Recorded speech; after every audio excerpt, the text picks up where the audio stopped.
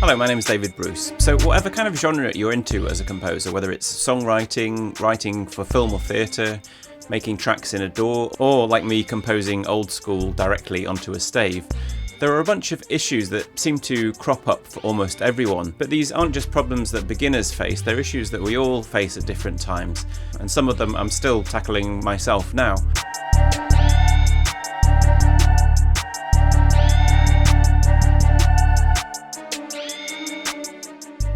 So we'll look at 8 of the most common issues composers have, and, well, the nearest I've come to finding solutions to them. Issue number 1. I don't have any ideas, and when I do have ideas, they are always rubbish.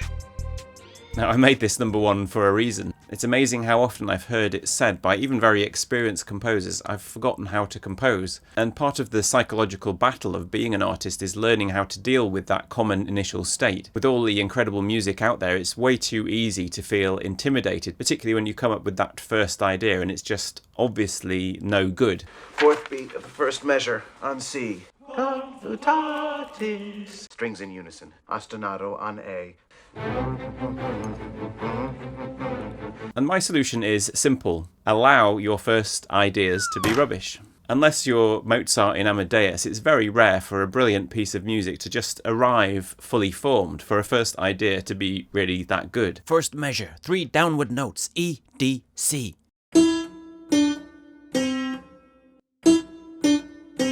Then move it up a third. Yes, yes, yes. Now add a little dance. Yes, I understand. Yes, yes. And that's all. No, now for the real fire.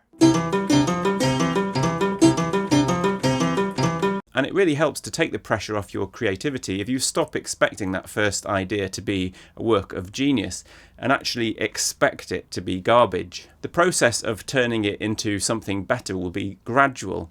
You'll go back and rework it. Maybe you'll add some new layer to it that will just bring it alive. Or maybe you'll cut some holes in it, bring a bit of air into it. John Swartzwelder, one of the most acclaimed and elusive writers from The Simpsons, said it like this: "Since writing is very hard and rewriting is comparatively easy and rather fun, I always write my scripts all the way through as fast as I can, the first day if possible, putting in crap jokes and pattern dialogue. Then the next day when I get up, the script's been written. It's lousy, but it's a script. The hard part is done. It's like a crappy little elf has snuck into my office and badly done all my work for me. All I have to do from that point on is fix it. So I've taken a very hard job writing and turned it into an easy one, rewriting overnight." I never said that. Never. Issue number 2. I've got an idea, but I don't know how to take it further. Maybe your problem isn't that you don't like your first idea. Maybe you've actually got an idea that you really like. It's just you don't know what to do with it. This is actually one of the most common issues I hear about from composers. I think a large part of this comes from an anxiety that a piece ought to be composed in the order we hear it. It's again the feeling that to be a real composer, the piece should just flow out of us somehow. My first idea came naturally, but I just can't figure out where it should flow to next. I must be a bad composer. But musical continuity is an illusion you impose on a piece rather than a reality. This, believe me, is something I really do know with certainty. Countless pieces I've written have been stitched and botched and bandaged together from the most unlikely fragments. And yet I think they do indeed end up sounding just like one of those flows of real music. Unreal. So to help with this, you should probably learn to accept what might be called non-linear composing. Put your good idea aside completely and write something else, maybe several things. And at some stage you'll probably find that one of them just clicks together with your original idea. And you can do this over the long term. I've heard of composers who refuse to throw any ideas away because they know there may come a time when that little idea will be just what they need. But if you really want to continue with this particular idea, well, still put it to one side. Don't look at it, and firstly just try to write it again. Now you could try literally doing that. Hopefully it's not something you'll remember exactly because that would be a bit pointless, but you may find in the process of attempting to recreate it you find something new, some new way to continue. If that doesn't work, you could try recreating the same feeling, the thing that you really like about the idea. Try doing it again just in a slightly different way. Or you could try using some aspects of the material from the original idea. Use the same rhythm but change the harmony, or the same chords over a different rhythm. Again, don't at this stage try to connect it with the first idea, just write something. But the great advantage is now your material is already connected by a common thread. So if you do end up using both ideas in your piece, it will have an inbuilt sense of coherence. This also helps with issue number 3. Issue number 3. My pieces end up a bit of a jumble of different ideas. They lack coherence.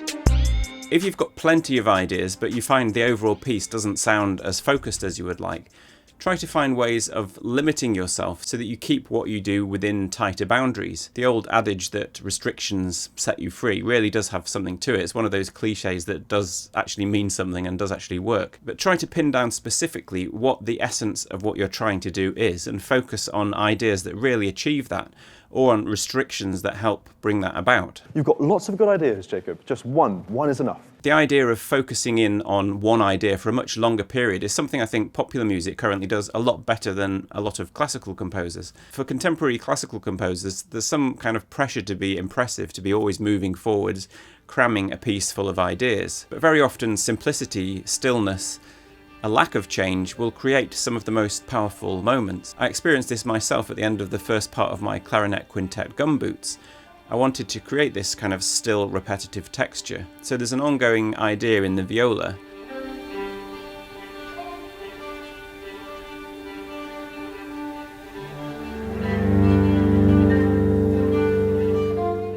And I just used 2 chords rocking back and forth with nothing else happening for some time.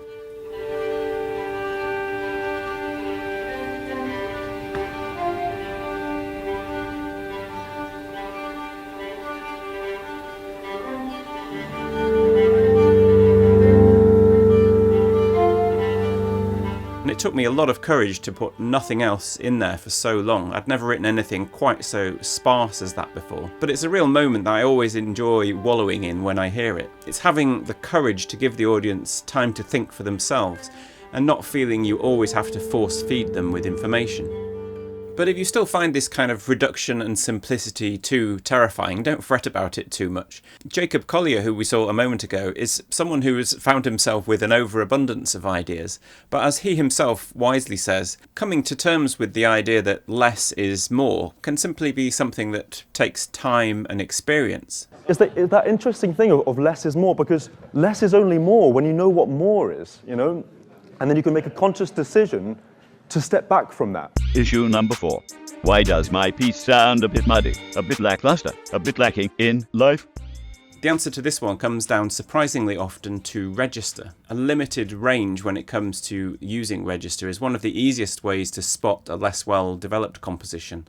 I've lost count of the number of student compositions that start, with both hands either side of middle C and just noodle around in the same register, maybe just moving up or down a little bit. This is actually one of the easiest issues to correct and one of the most effective, so it's well worth thinking about. Middle register pieces are a bit like a room with no windows. The air is heavy and after a while it becomes quite oppressive. And so the most obvious thing to do is to let some air in. If you think in terms of there being 3 registers, the middle, the low and the high, then there are 3 ways that you can let that air in. The most powerful is in the bass. If you leave the bass out for a while, then when you bring it back in, it makes a huge impact. This is pretty famous in electronic music, the idea of the drop, but it's also used by classical composers all the time. Leaving out the middle register is more unusual, but still very effective. It's quite a distinctive sound to have very high and very low pitched sounds. And then again, it makes the return of the middle register when it happens just feel so satisfying. To leave out the higher register, in my experience, you really need to leave out most of the middle too to make it really noticeable. A nice passage where everything is below middle C will be effective. And then aside from just leaving parts of the register out, there are ways that you can make the listener more aware of space. So that trick that painters do where one of the figures, points their hand straight towards you, the viewer, so that we're aware of that 3D space between us and the person in the picture. So think of the equivalent ways that you could do that with music. For example, what about a grand moment where you fill the entire range from high to low? It can feel quite spectacular, like some huge mountain. If you're writing for an instrument like the solo piano where this isn't possible, you can at least navigate the entire space quickly, arpeggios or chords that move through a large range in a short time and give us a sense of the entire registral space. And the same can be done at a more local scale. So say we've left out the bass for a while, instead of just bringing it back in just once and permanently, what about, say, an arpeggio that just runs up and down through the bass register, outlining that bass space? This still gives us some of that airy, open window feeling, but allows the effect to continue beyond a single trick moment and become part of the actual composition. Issue number 5. I've got ideas, but what form should I use? I've really got no idea how to handle form. So yes, there are lots of different forms, and all of them potentially useful: song form, sonata form, variation form. But ask yourself, what really is form? For me, form is really a question of how things return and how we recognise them in our memory over the course of a piece. So the first step is to try to judge your material on its memorability, and that goes as much for writing a pop hook as it does a symphonic theme. Broadly speaking, the more striking an idea, the more its return will become a big event, and the more you can potentially just hint at it to give some sense of it returning. There's no right or wrong in terms of how memorable your idea should be, that's really a matter of taste, but being aware of that memorability factor will help you judge how to lay out the form. And don't forget that we're not just talking about melodic motives here. There are all sorts of ways that memory can work. A texture, for example, can be very memorable, and returning to a texture can give you a sense of coming home, of return, without even using any melodic theme. Try also to think of form as a feeling. Keep an ear on the feeling that the repetition gives you. Sometimes a return might feel cheesy and pointless if it's unmotivated.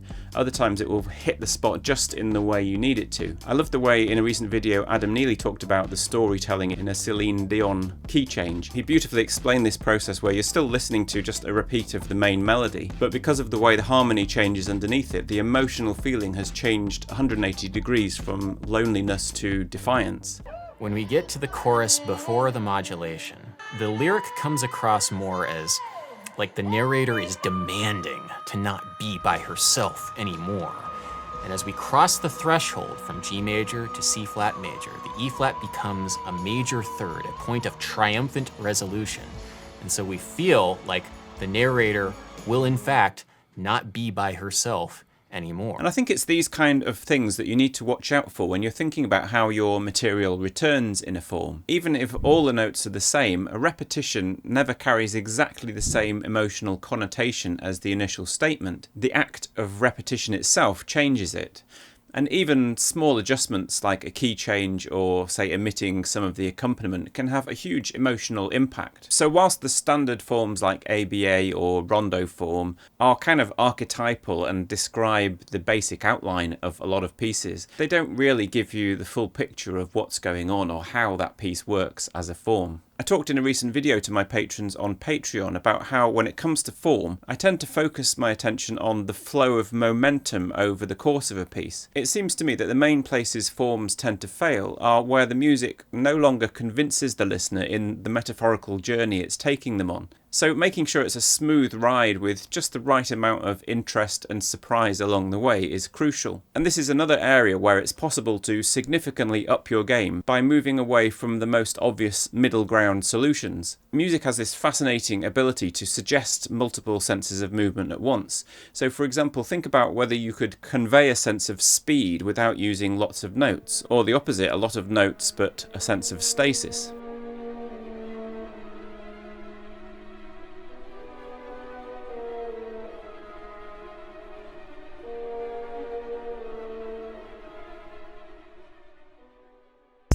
Issue number 6. I just find transitions really hard.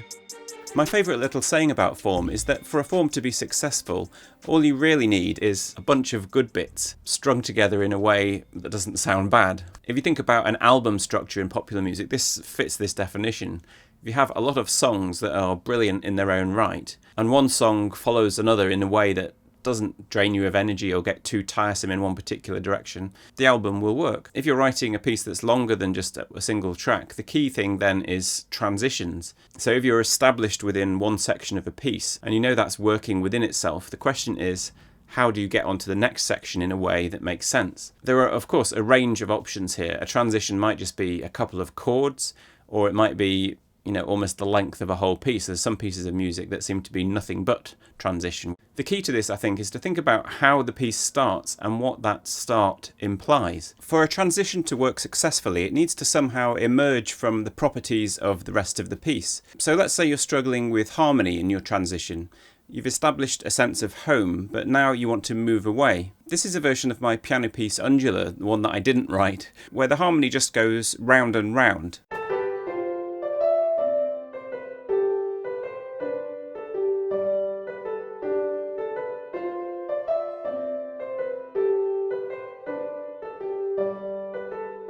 And the longer this goes on, the harder it would be to convincingly move away. So instead I built in a small harmonic shift at the end of the phrase, so this sense of movement becomes built into the DNA of the piece.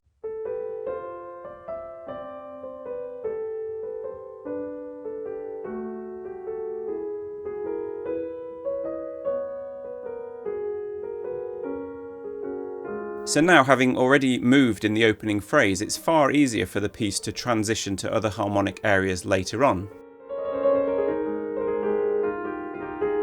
So the point is, a transition shouldn't feel like something you've bolted on just to get from point A to point B. It's far better if there's something about the nature of the material you're working with that allows you to transition more naturally. So if you're struggling to make a transition, it may be the material itself that needs looking at. Issue number 7. Why doesn't my piece seem well written to the instrument? Well, one part of this, unfortunately, is just knowledge, getting to know all of the instruments as well as you possibly can. And that's true as much for electronic composers as it is for acoustic composers. So let's say you're using a Hammond organ patch.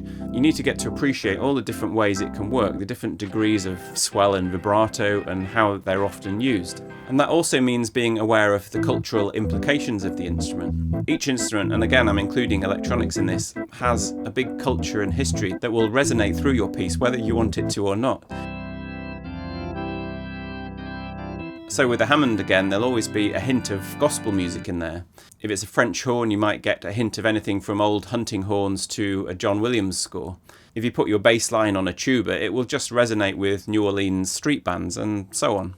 And you can use these hints quite directly, or you can leave them right in the background, but they will always be there, so it's really good to be aware of them. And then there's what you might call the dramatic implications, which are more relevant in acoustic music. I talk about this in my video on composing hacks. So which instrument out of the lineup really is screaming to be the soloist? Which instruments group together to form a bit of a gang? Which is the cheeky kid heckling at the back? And so on. And make sure your ideas match the scale of your ensemble, so don't try and write an orchestral piece for a string quartet. Try to take into account the implications of the lineup you're writing for before you actually start writing. Finally, and bringing us a bit of a full circle, issue number 8. Issue number 8. Those other people are obviously geniuses, and I'm obviously not. Should I just give up? So you finished your piece, but now the anxiety that you felt when you were searching for your first idea kicks in again. It's just obviously not as good as those other pieces. Everyone else is just so much more talented than me. So there are a couple of things to say about this. Firstly, that feeling that the piece has room for improvement is actually your talent speaking. If you know it's not as good as it could be, that means your critical faculties are working and you can start to address some of the issues. Far worse to have written something dreadful and not even realise it. Secondly, comparison never does anyone any favours. It's absolutely the best way to just beat yourself up. So try not to do it. It can be hard, particularly when you see someone who you feel isn't very talented getting undeserved success. But my advice is to ruthlessly banish such thoughts from your head. They don't help, and they just make you bitter and angry. You can say that again. No, stop it. Bye. And finally, yes, I do think you should give up on the concept of your being a genius. If your motivation is to prove to yourself or to someone else that you're a genius, that's just the wrong way to go about it. The thing you should focus on is the thing that drives your passion. There'll be something in there, maybe even something that feels slightly embarrassing or contradicts some of the ideas you kind of think you have.